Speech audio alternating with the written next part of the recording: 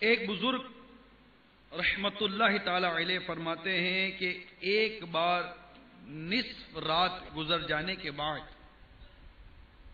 میں جنگل کی طرف نکل کھڑا ہوا. راستے میں نے دیکھا کہ 4 آدمی ایک جنازہ اٹھائے جا رہے ہیں. میں سمجھا کہ شاید ان چاروں نے اسے قتل کیا ہے اور لاش ٹھکانے لگانے کے لیے کہیں لے کے جا رہے ہیں. جب وہ لوگ میرے نزدیک آئے تو میں نے ہمت جمع کر کے ان سے پوچھا، اللہ عز و جل کا جو حق تم پر ہے اس کو سامنے رکھتے ہوئے میرے سوال کا جواب دو. کیا تم نے خود اسے قتل کیا ہے یا کسی اور نے؟ اور اب تم اسے ٹھکانے لگانے کے لیے کہاں لے کر جا رہے ہو؟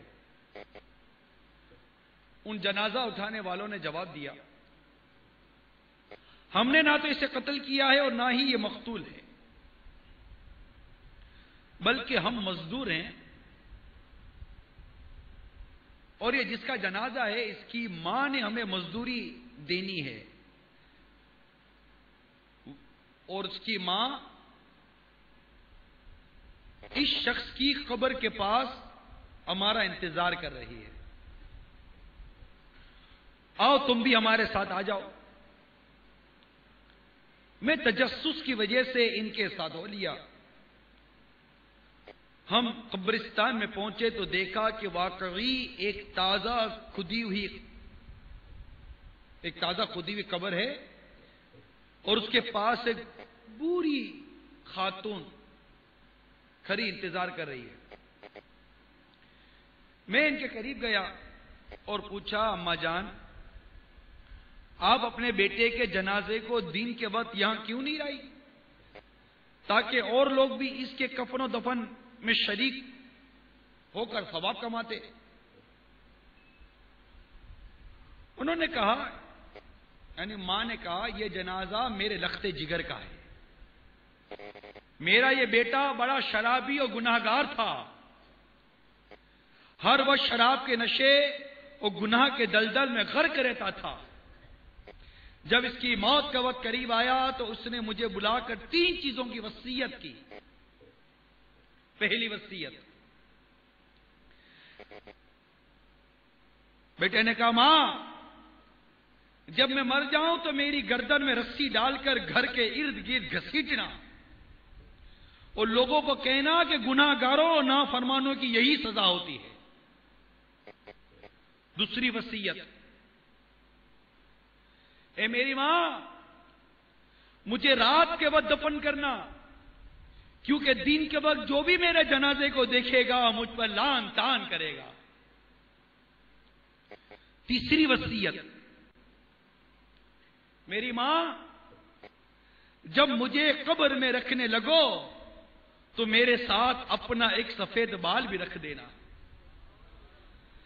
کیونکہ اللہ عز و جل سفید بالوں سے حیا فرماتا ہے. ہو سکتا ہے کہ وہ مجھے اس سفید بال کی وجہ سے عذاب سے بچا لے. ماں کہتی ہے، جب میرا لخت جگر فوت ہو گیا تو میں نے اس کی پہلی وصیت کے مطابق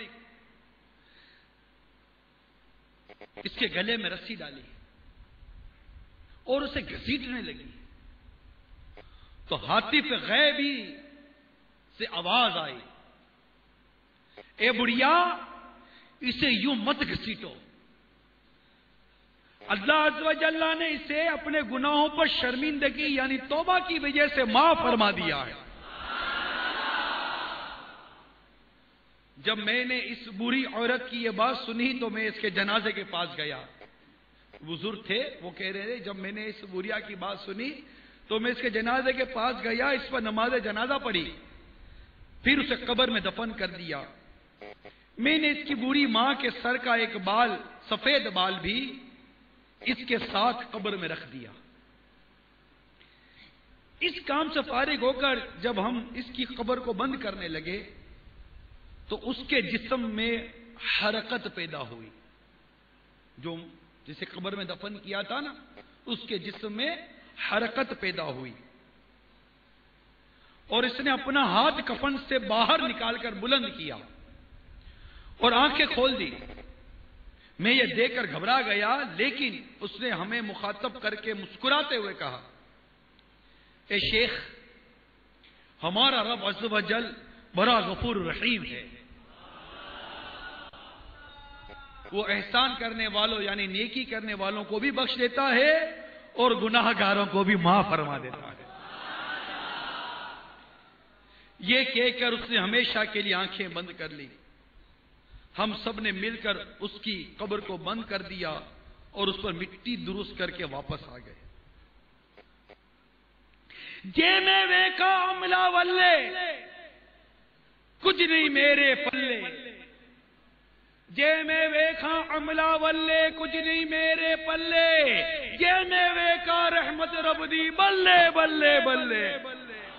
صلو علی الحبیب صلی اللہ تعالی علی محمد، توبوا الی اللہ استغفر اللہ، صلو علی الحبیب صلی اللہ تعالی